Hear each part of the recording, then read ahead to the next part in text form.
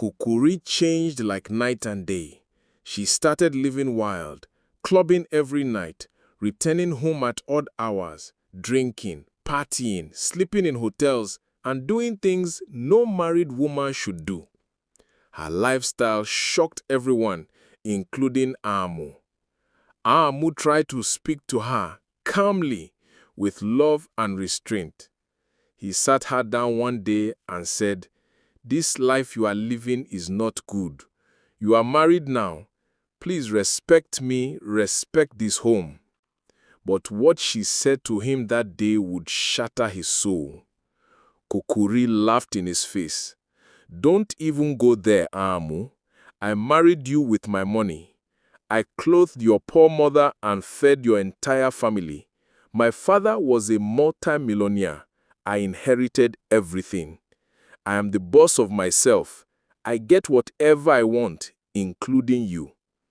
She pointed her long fingers at his face. "You are just a figure beside me, a decoration. I'm not going to play housewife for anybody. Not for you, not your mama, not for a child. When we need a child, we'll adopt one. I'm not spoiling my figure for anyone." Aamu's jaw dropped. He couldn't believe what he was hearing. He was speechless, frozen like a stone. Kokori picked up her car keys, adjusted her expensive wig, and stormed out. "I have a party to attend. Don't waste my time." She slammed the door behind her. Welcome to Afrifun Tale, where deep African stories speak truth and open your eyes. These are more than just tales. They carry wisdom, warnings, and the voice of our ancestors. Before we start, drop your thoughts in the comments, like, subscribe, and hit the notification bell because one story here might touch your soul. Now, relax your mind, open your heart, and listen. This story may change how you see life forever.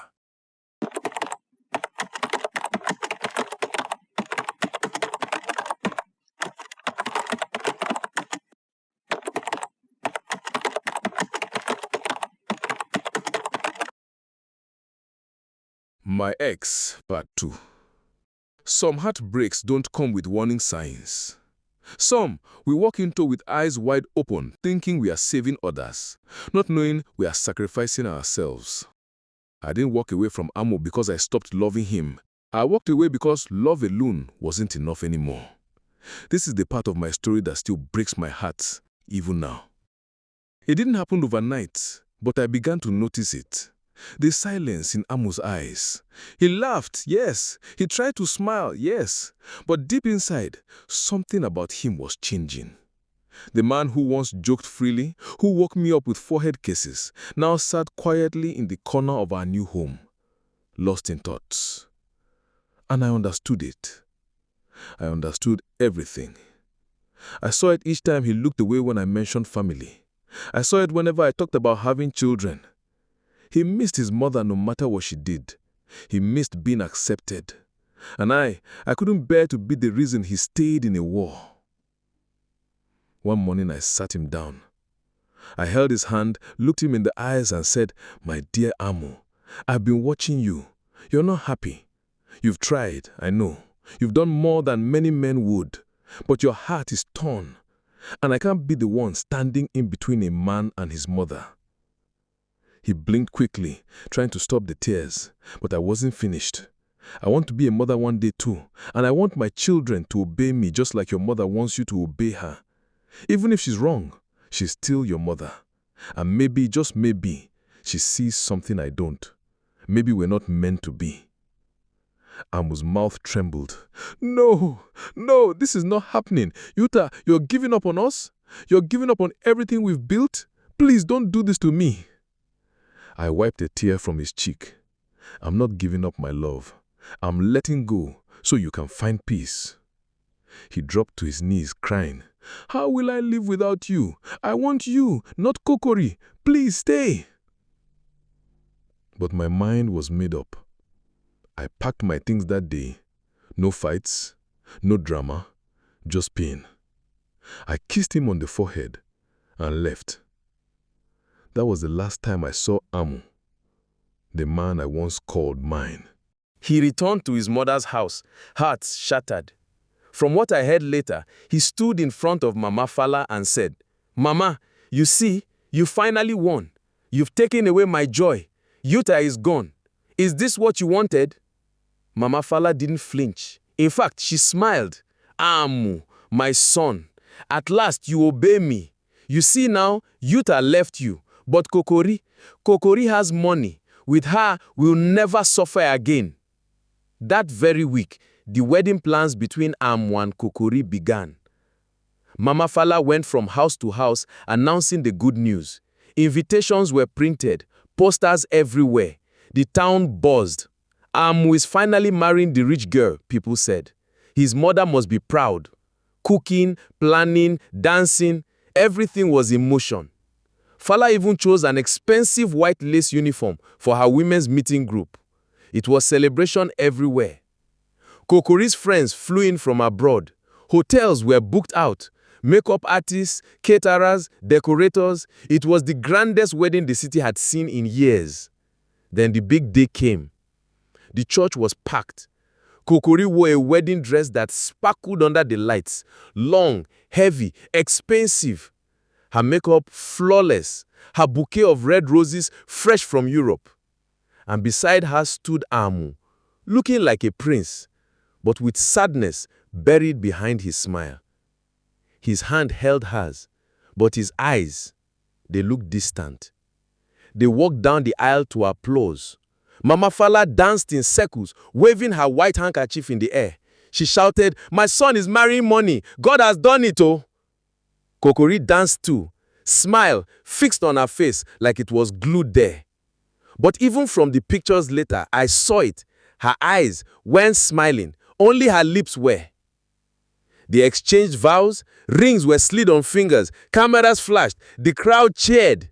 But Aamu's heart was absent. Deep inside, I believe he was screaming, but the drums were too loud, the food too sweet, the guests too many. Nobody saw the tears he swallowed. And I watched it all from afar. Kokori changed like night and day. She started living wild, clubbing every night, returning home at odd hours, drinking, partying, sleeping in hotels, and doing things no married woman should do. Her lifestyle shocked everyone, including Aamu. Aamu tried to speak to her calmly, with love and restraint. He sat her down one day and said, "This life you are living is not good. You are married now. Please respect me, respect this home." But what she said to him that day would shatter his soul. Kokori laughed in his face. "Don't even go there, Aamu. I married you with my money. I clothed your poor mother and fed your entire family. My father was a multi-millionaire. I inherited everything. I am the boss of myself. I get whatever I want, including you." She pointed her long fingers at his face. "You are just a figure beside me, a decoration. I'm not going to play housewife for anybody. Not for you, not your mama, not for a child. When we need a child, we'll adopt one. I'm not spoiling my figure for anyone."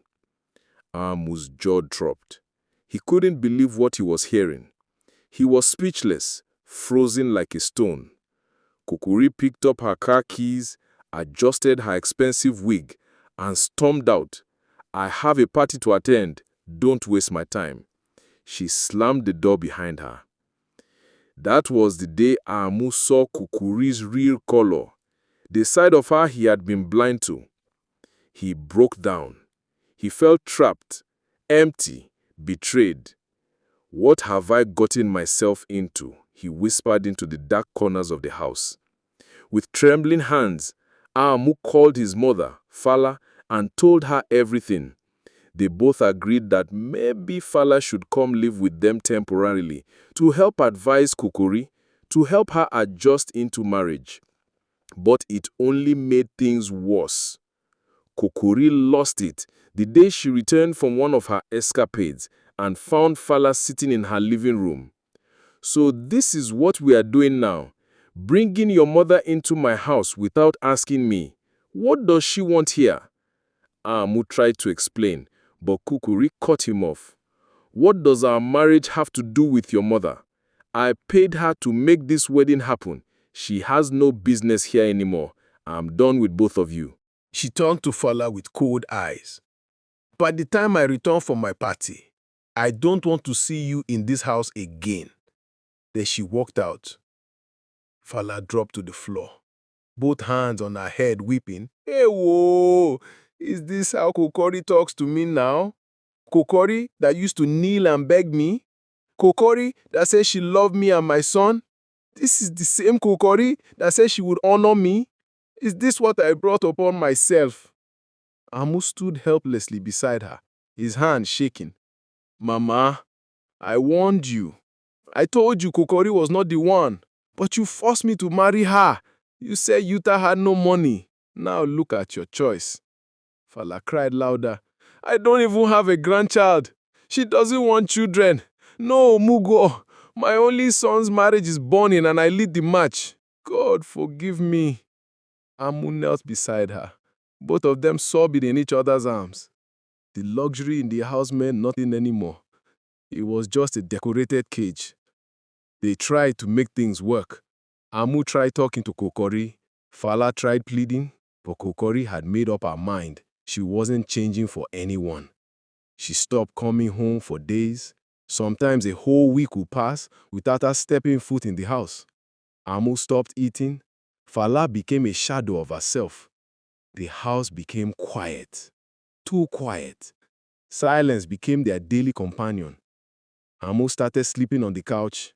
Fala barely left her room. One night, Aamu found himself staring at an old photo of me and him from our university days. We looked so happy then, so pure, so in love. He held the photo close and wept.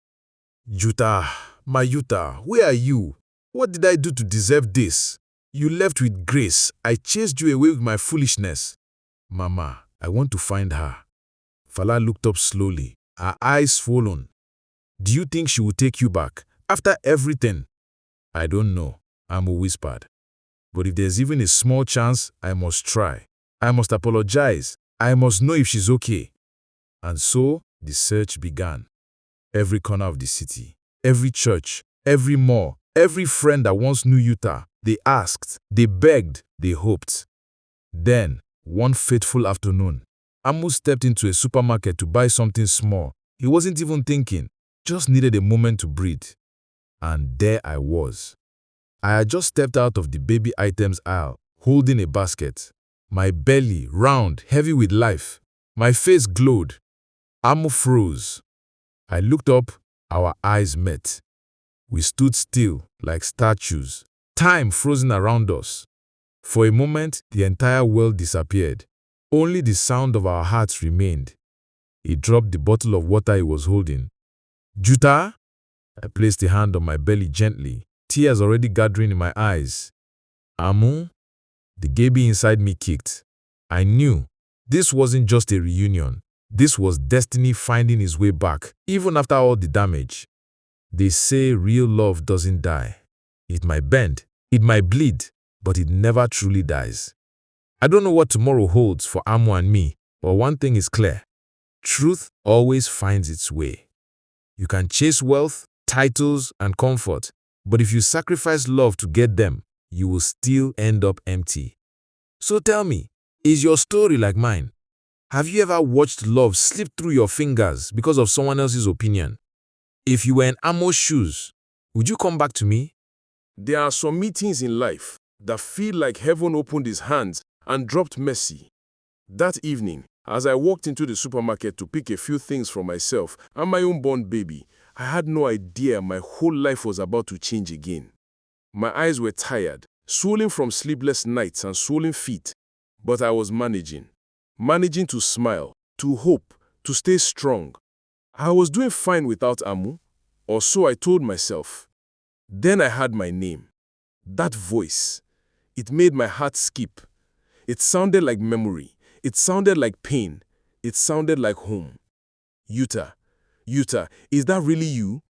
Aamu's voice echoed again. I turned slowly. There he was, standing still, eyes wide like he had seen a ghost. He looked so different, yet so familiar. Tired, lost, but still the man I once knew. My heart beat faster, but my face stayed calm. I didn't know whether to cry, hug him, or walk away. I'm happy to see you again, he said, breathing heavily, like he had chased after something for a long time and just caught it. I've missed everything about you, Yuta. The thought of you never left me. Please, can we talk? I have a lot bottled inside me. I didn't say anything for a while. I looked at him from head to toe. He still wore that cologne I used to love, still looked at me like he was my whole world. But my heart was guarded now. Too guarded. What is it you want to talk about, Aamu? You left me. You are married now to a rich, beautiful woman. You made your choice. Don't open a wound that is trying to heal. He looked down, broken. Yuta, I swear, that marriage is not marriage. It's prison. I'm dying slowly. I cry every night. Kokori is not a wife. She's a hurricane. Only you can help me find peace again. My chest tightened. As much as I wanted to stay strong, that voice in me, the one that still loved him, rose quietly. Is he hitting you? Is she hurting you? I asked, trembling slightly. She's hurting my soul, Yuta, he said. My mother and I, we've been looking for you everywhere. Please think about it. We can still have what we lost. We can still make it right. My tears began to fall before I could stop them. I turned away, trying to breathe through it all. Then came his next question. Wait, he said slowly, eyes shifting to my belly. Yuta, have you been seeing someone else? I mean, you're so heavily pregnant. Have you moved on that quickly? It's been only few months. Are you married now? Have I lost you forever? That broke me. I turned and looked him in the eye, tears pouring like rain.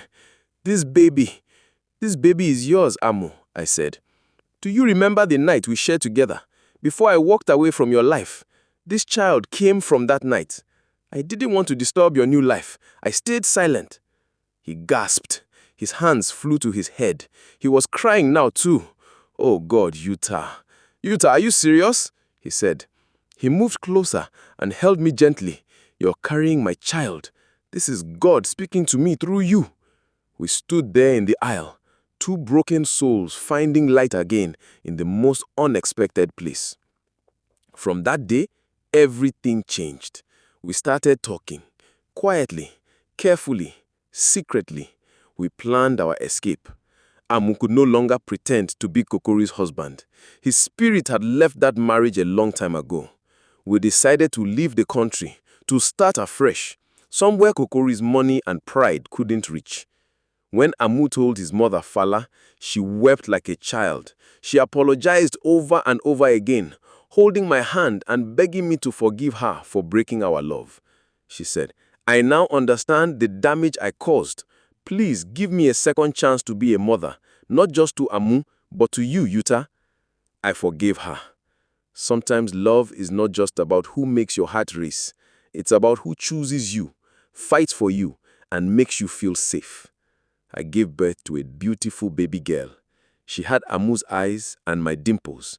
We named her Ifunanya, love that stays. We may not have gold or castles like Kokori had, but we had peace, we had joy, we had forgiveness, and we had each other. That was all we needed. And Fala, she became the happiest grandmother alive. Every morning she would sing Igbo lullabies to her granddaughter. Every evening she would cook okoro soup and tell her stories of how love can be lost and found again. My heart finally healed. Not because life gave me everything I wanted, but because I found the courage to forgive and the grace to try again. Not all love stories begin again, but some do. Sometimes the one who left is the one who returns with a better heart, and sometimes pain leads you back to purpose. What about you? If you were in my shoes, would you have taken Aamu back? Have you ever been in a love that felt lost but returned stronger? Let's talk in the comments. If this story touched you, don't keep it to yourself. Like, share, and tell someone who needs to hear it. Here at Afrifun Tale, we share stories that teach, warn, and bless. Subscribe and hit the bell so you never miss when another powerful story drops. Till next time, stay sharp, stay wise, and remember, every story is a seed to grow your life.